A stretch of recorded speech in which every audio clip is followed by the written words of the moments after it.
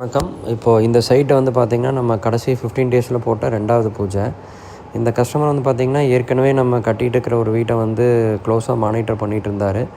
அவர் நம்ம ஒர்க்கை பிடிச்சி போய் அவர் இடம் வாங்கின ரெஜிஸ்டர் பண்ண அடுத்த நாளே நம்மளை அப்ரோச் பண்ணி அவர் ப்ரொப்போசல் பற்றி நம்மகிட்ட சொல்லியிருந்தார்.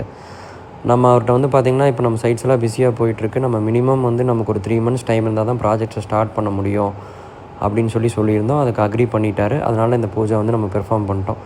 இப்போ இந்த மாதிரி நம்ம மினிமம் வந்து பார்த்திங்கன்னா ஒரு 3 months முன்னாடியே நம்ம வந்து ஸ்டார்ட் பண்ணும்போது நம்ம ஒர்க்கை ஸ்டார்ட் பண்ணும்போது பார்த்திங்கன்னா நம்ம இந்த பிளான் வந்து கஸ்டமர் எவ்வளோ டைம் கேட்டாலும் நம்ம சேஞ்ச் பண்ணி கொடுத்துட முடியும்.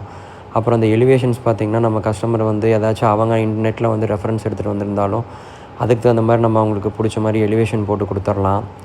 அப்புறம் இந்த ஸ்ட்ரக்சரல் டயக்ராம்ஸு எல்லாமே வந்து பார்த்திங்கன்னா நம்ம கரெக்டாக இன் பிளேஸில் கொண்டு போயிடலாம்.